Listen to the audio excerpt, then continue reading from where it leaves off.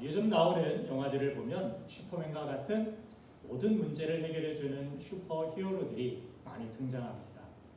근데 요즘 아빠들을 보면 가정의 어떤 문제도 여유롭게 해결해 줄 수 있는 능력 있고 멋진 슈퍼맨이 되어야 인정받는 슈퍼 히어로들의 시대를 살아가고 있는 것 같습니다. 그렇게 누구나 능력 있고 멋진 슈퍼맨과 같은 멋진 아빠가 되고자 다들 열심히 노력하지만 현실은 그리 만만치가 않음을 봅니다.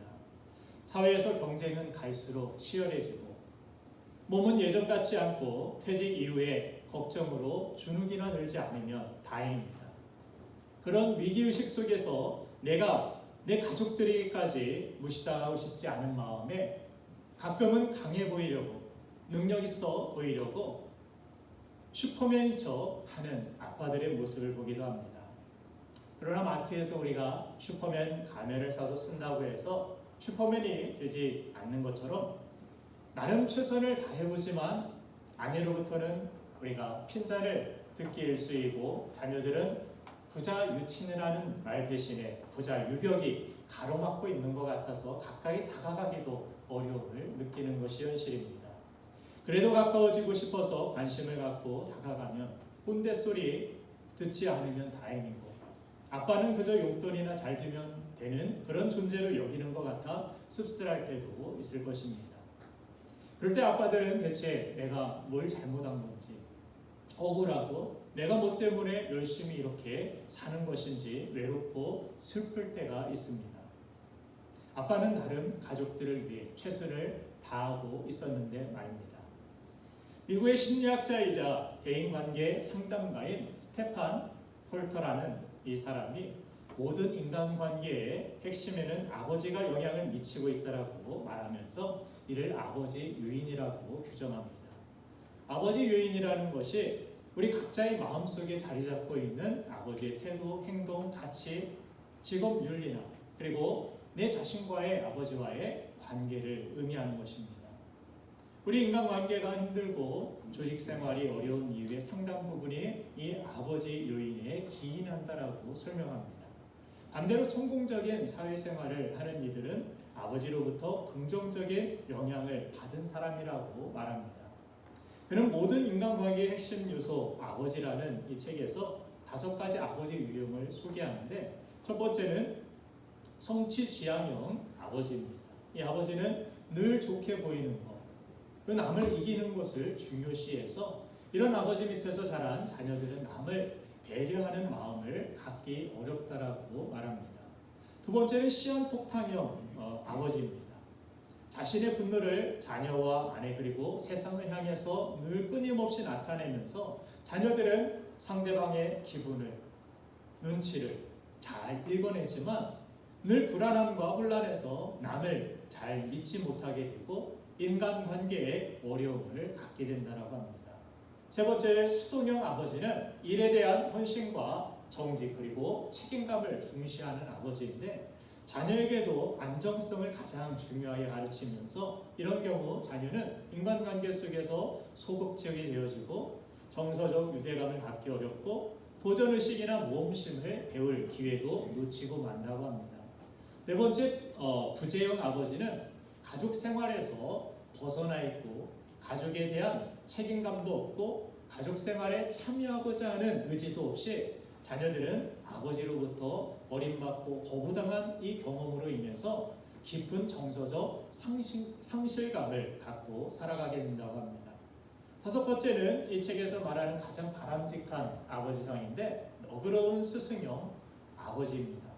자녀가 자신의 꿈과 장점, 희망을 건강한 방식으로 추구하도록 힘을 곁에서 불어넣어주면서 다른 아버지들이 시간이 없어서 하지 않는 소소한 일들을 자녀와 함께하는 아빠로서 이런 경우 자녀들은 정서적 안정감을 바탕으로 자긍심 있고 공감 능력이 있고 또 일관성을 가지고 사회와 인간관계에서 행복을 느끼며 살아가게 된다고 합니다. 그런데 그가 20년간 이 임상 경험을 통해서 조사해본 결과 너그러운 이 스승형 아버지는 세상에 10%도 되지 않는다라는 것을 발견했다고 합니다. 여러분들의 아버지는 어땠던 것 같습니까? 또 이 말씀을 대하는 우리 자신, 아빠 자신의 모습은 어떠합니까? 그래도 요즘 젊은 아빠들은 이전보다 자녀들과 가까워지긴 했어도 사실 우리 시대의 보편적인 아버지는 여전히 자녀의 관계가 그다지 원활하지 못함을 봅니다. 이것은 비단 우리나라만의 현실이 아니라 전 세계적인 문제이기도 합니다. 영국 문화협회가 비영어권 4만 명을 대상으로 아름다운 영어 단어 순위를 정하게 되었을 때 1위는 어머니였습니다. 반면에 아버지는 70위 안에도 들지 못했다라는 슬픈 통계가 있습니다. 그렇게 아버지는 자녀 개인의 인생에 큰 영향을 주고 또 그것들이 모여서 결국 사회의 모습을 결정하는 데 중요한 영향을 미치게 되는데 우리 아빠들도 다 처음이라 서툴고 그렇게 닮기 싫었던 내 자신의 아버지의 모습을 그대로 따라하는 악순환을 겪고 있는 것이 우리의 현실이라는 것입니다. 저도 지나고 나서야 깨달은 사실이지만 우리네 부모님 역시 할아버지, 할머니로부터 상처받고 자랐을 뿐만이 아니라 완벽하지 않은 연약한 인간이라는 사실입니다. 또한 그분들은 지금의 우리가 상상하기 힘든 상황에 놓여 있었을지도 모르면서 또 사회 문화적으로 훨씬 더 어려운 환경에서 생존을 위해서 애쓰셨고 또 자녀를 온전하게 키우는 게 정말 쉽지 않았겠구나라는 그러한 생각이 들면서 가정을 깨지 않고 지켜주신 것만으로도 감사하게 생각했습니다. 그렇게 자녀들과 같이 시간을 보내지 못하고 악착같이 사셔야 했던 이유를 객관적으로 바라보니 그분들이 안고 사셨을 정서와 또 상처와 그 고통을 하나님께서 어루만져 주시기를 기도할 수 있었습니다. 또한 내가 받은 상처로부터 자유할 수 있었고 더 이상 감정을 그 과거의 상처에 소모하지 않고 앞으로 긍정적으로 나아갈 수 있게 되었습니다. 아울러 내 자녀들과 또 다음 세대들에게 그 상처를 대물림하지 않는 좋은 아빠가 되어야 됐다라는 다짐을 하면서 너그러운 스승과 같은 그렇게 좋은 아빠가 되기 위한 성경의 지침을 찾아보다가 겟세마네에서의 예수님의 모습을 통해서 진정한 남자의 모습, 진정한 좋은 아빠의 모습을 발견할 수가 있었습니다.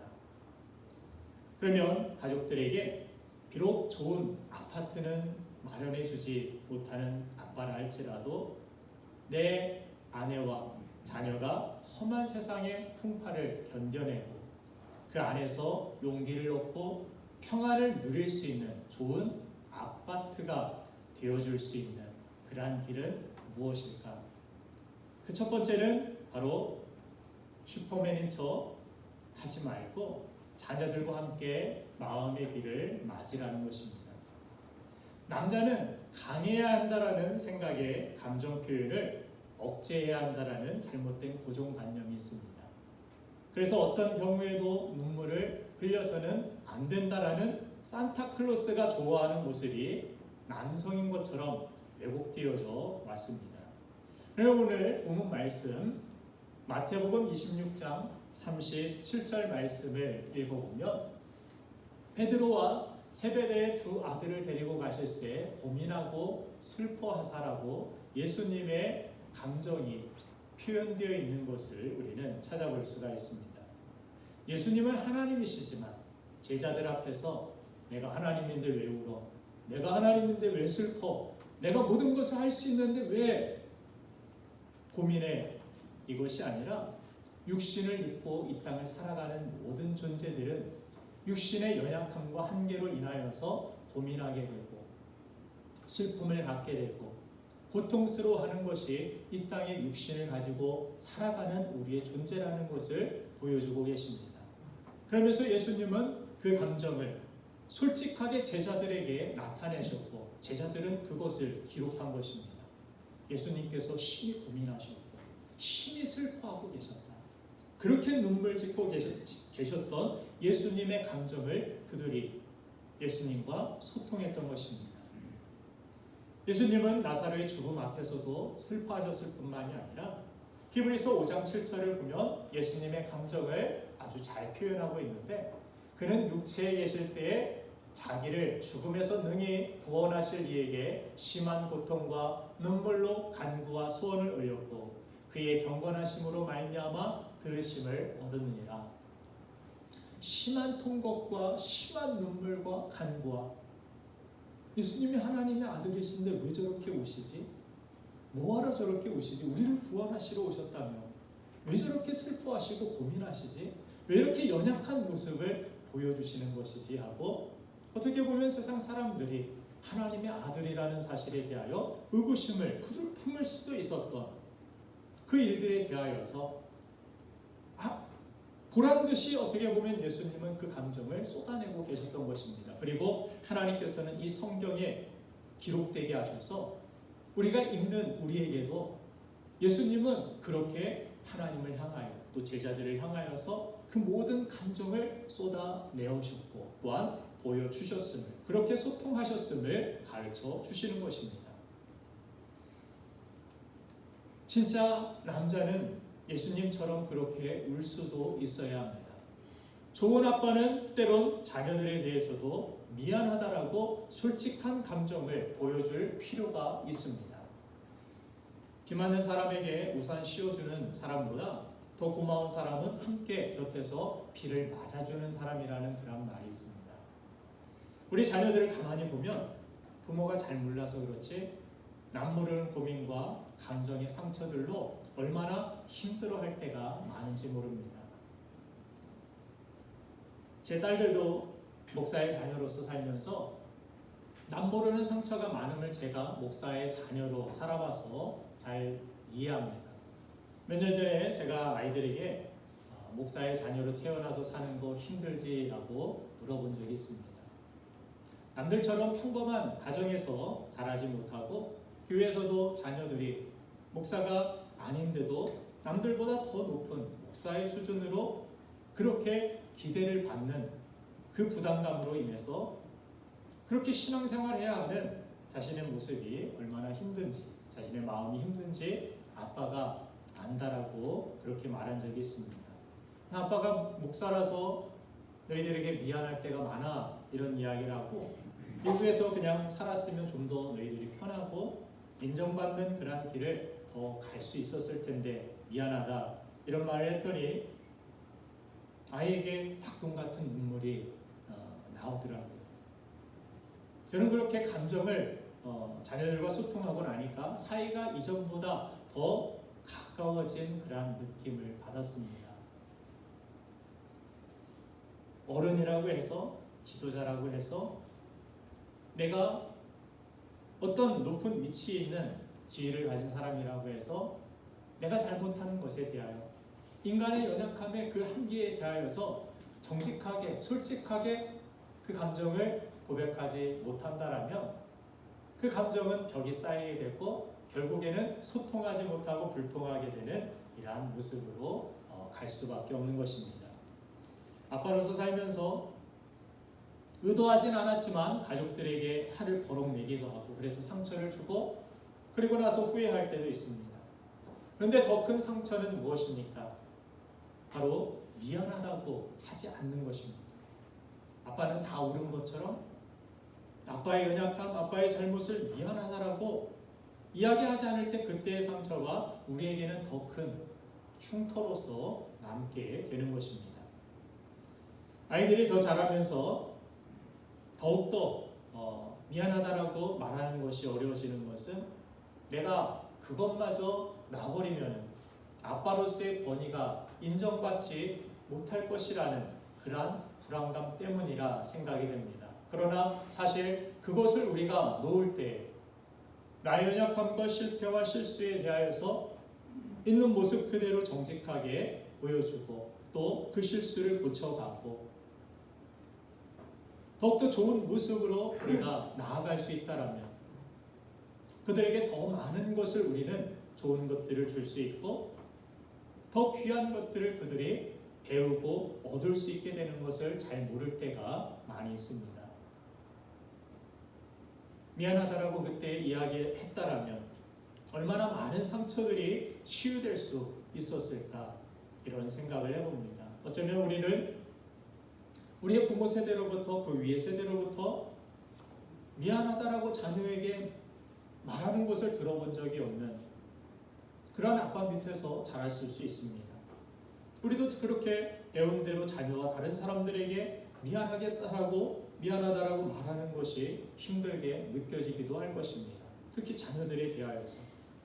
그러나 사랑하는 여러분들, 훌륭한 리더, 훌륭한 부모는 자신의 잘못에 대하여서 용기 있고 정직하게 나의 연약함을 인정하며 쏘리라고 미안하다라고 말할 수 있어야 됩니다.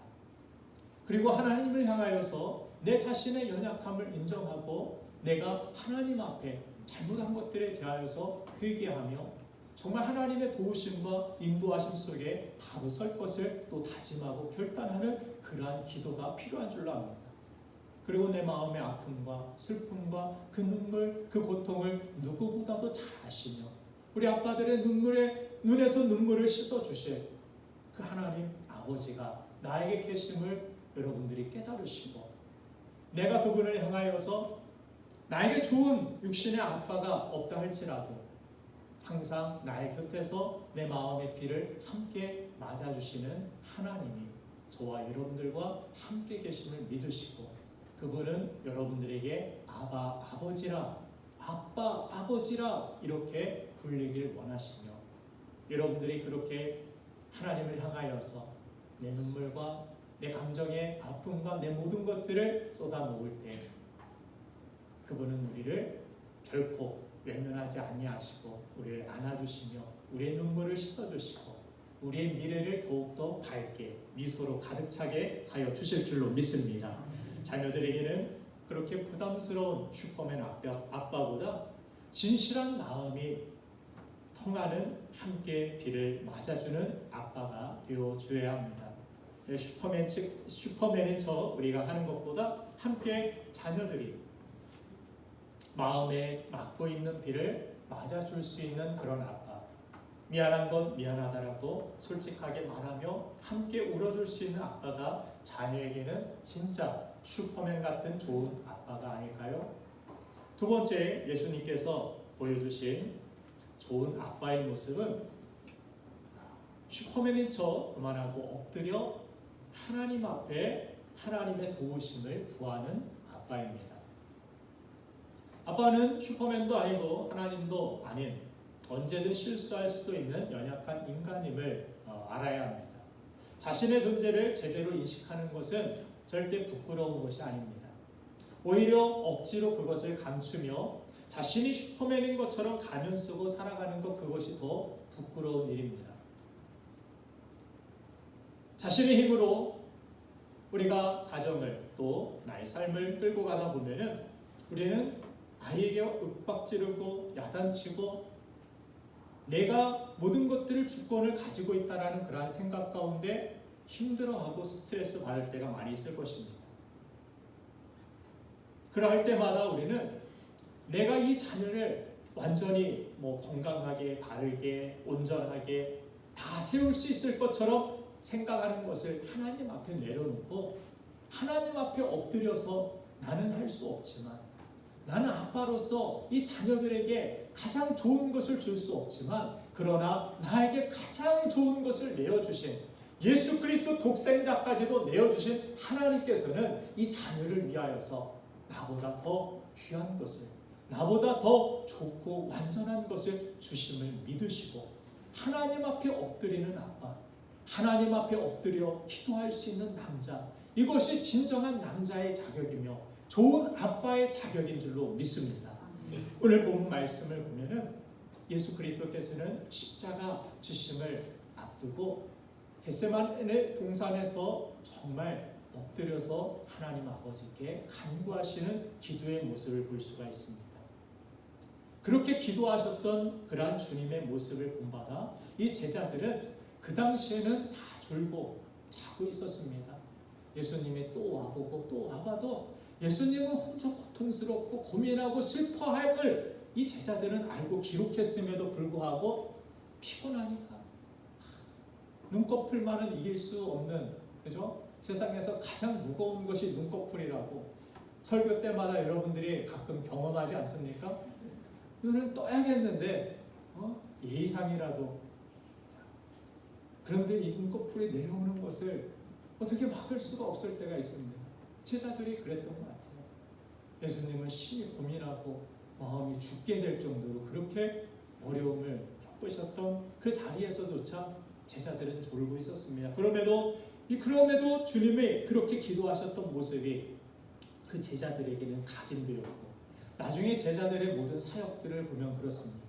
제9시에 그들이 성전으로 기도하러 올라갈 때 정말 때를 얻을 때마다 시간을 또 정해놓고 그 제자들은 얼마나 기도가 중요한 것인지 그 기도를 행하고 있는 모습들을 우리는 찾아볼 수가 있는 것입니다.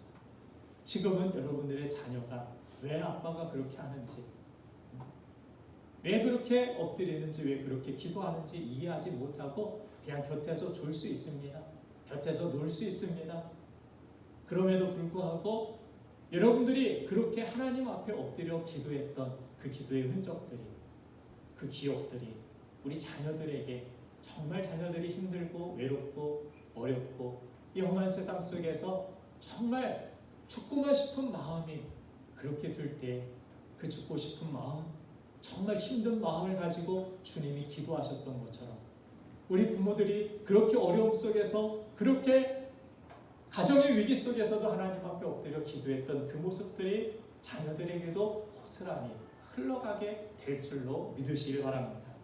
그래서 우리 남자들은 타인에게 도움을 구하지 말아야 된다라는 그런 잘못된 고정관념을 버리고 도움을 구하는 것, 특별히 하나님의 도우심을 구하는 것, 그것이 진짜 좋은 아빠의 자격, 남자의 자격이라는 것을 꼭 기억하시길 바랍니다. 우리 남자들 길을 가다가도 잘 내가 다 안다고, 심지어 헤맬지언정 내비게이션 말도 듣지 않는 그러한 모습들을 보기도 합니다. 옆에서 아내는 속이 터지죠. 이 말대로 이렇게 가면은 되는데 왜 말 듣지 않고 고집 부리면서 그렇게 가느냐고, 그렇게 핀잔을 줘도 계속해서 갈 길을 가는 남편의 모습들을 가끔 보기도 합니다. 그래서 이스라엘 백성들이 40년 동안, 보름이면 갈 그 가나안 땅을 40년 동안 헤맨 이유를 어떤 분이 지도자들이 다 남자들이었기 때문이라는 그런 우스갯소리를 들은 적이 있습니다.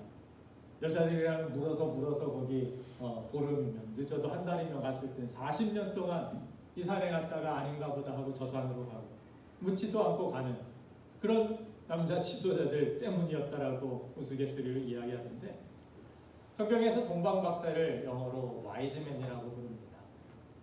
왜 그들을 지혜로운 사람, 와이즈맨이라고 그렇게 부릅니까?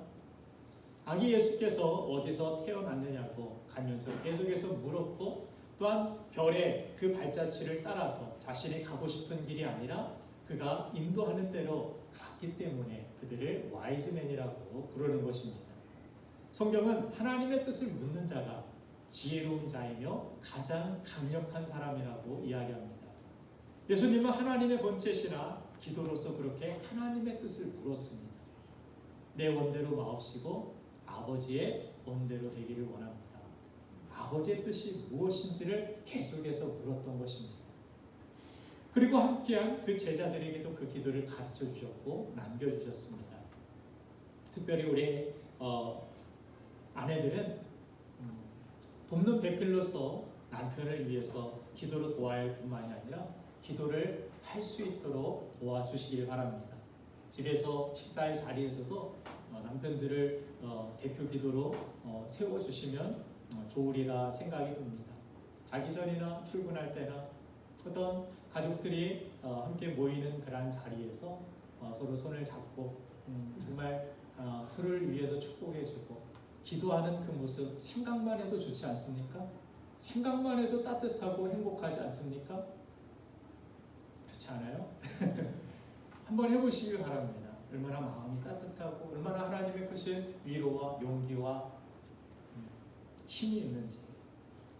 정말 그렇게 우리가 서로를 위해서 기도할 수 있다라면, 아빠가 기도하는 그런 가장으로 설 수 있다라면 가정이 경건해지고 자녀들이 변화되고 하나님이 함께 하시는 놀라운 가정이 될 줄로 믿습니다. 자, 그래서 우리 성경 말씀에도 보면은 우리 남편들이 얼마나 기도를 안 하는지 남자들이 손을 들고 기도해야 될 것을 강조하는 그런 말씀이 있습니다.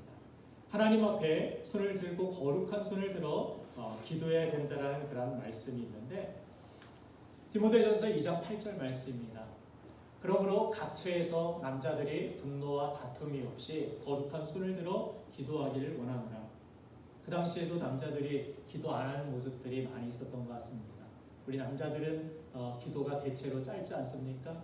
제가 언젠가 우리 자녀들의 틈이 날 때마다 거의 매일 자녀들이 잘 때 손을 얹고 기도해주고 자기 전에도 축복해주고 기도해주는 그 모습을 지금까지 계속 해오고 있는데 언젠가는 정말 빨리 나왔던 것 같아요. 빨리 기도해주고 그냥 방에서 나오니까 아내가 왜 이렇게 짧게 기도했냐고 다시 가서 좀 오래 기도해달라고 그런 부탁을 했던 적이 있는데 저는 뭐 다 했던 것 같아요. 저는 그래서 아내에게도 짧고 굵게 하는 게 중요해요. 그렇게 이야기를 했던 것 같은데 우리 남자들은 기도가 짧아도 어찌 그리 짧은지 모릅니다. 한 5분 정도 말하면은 이렇게 뭐 할 말이 별로 없는 것 같아요. 아내들과 대화할 때도 그렇죠. 뭐 그렇게 아내들은 할 말이 계속해서 끊임없이 나오는 것 같은데 남자들은 그냥 어떤 사실, 어떤 뭐 지식, 어떤 정보 이런 것에 귀를 많이 기울이지 뭐 계속해서 감정을 나누고 뭐 이야기하는 것 여기에서는 피곤함을 오히려 느끼는 모습을 봅니다. 기도도 짧은 것 같아요. 자, 그런 가운데서 우리 어머니들의 기도는 자녀들에게 오랫동안 또 많은 부분 노출되고 인식되는 그러한 부분들은 있는데 우리 아버지들, 아빠들의 기도는 자녀들에게 잘 기억되지 아니하고 남아있지 않는 그런 경우들을 봅니다. 그리고 저는 다행히 저희 아버지께서 목회를 하시면서 정말 기도에 힘쓰셨던 모습이 아직도 눈에 선하고 기억되고 있어서 정말 힘들 때마다 어려울 때마다 그렇게 자연스럽게 이때는 기도해야 돼. 정말 무엇보다도 다른 일 다 제치고 하나님 앞에 엎드려야 돼. 그 생각이 먼저 드는 그런 훈련이 그런 교육이 되었던 것 같습니다.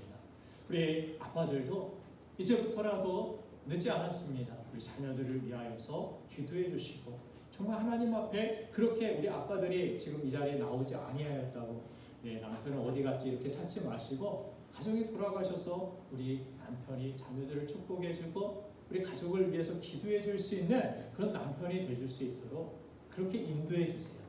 정말 지혜를 다 짜내셔서 어떻게 하면은 이 남자를 기도하는 하나님의 거룩한 가장으로 세울 수 있을까? 이것을 위해서 기도해 주시고 지혜를 하나님 앞에 얻으시고 그렇게 하나님 앞에 기도로 가정을 세워 나아갈 수 있는 축복된 여러분들의 가정이 되기를 간절히 소망합니다. 자, 하나님께서는 오늘도 우리의 모든 기도와 간구를 선한 하나님의 뜻으로 응답해 주시기를 기뻐하십니다. 우리 특별히 가장의 기도를 어떤 기도보다도 물론 아내들의 기도, 여인들의 기도와 응답되는 모습들을 성경은 많이 보여주고 있지만 오늘 예수님의 기도, 예수님은 하나님의 본체시면서도 기도하셨습니다. 그러면 우리가 예수님보다 더 강한 사람입니까? 더 잘난 사람입니까? 그렇지 않습니다. 우리는 슈퍼맨이 아닙니다. 하나님 앞에 더 엎드려야 되고 더 기도하고 하나님의 도우심을 구해야 되는 우리 남자라는 사실, 아빠라는 사실을 여러분들 꼭 기억하시고 여러분들의 기도를 통하여서 가정이 평안하고 또 하나님의 놀라운 응답으로 인도하심을 얻는 저와 여러분들이 되기를 주님의 이름으로 축원드립니다.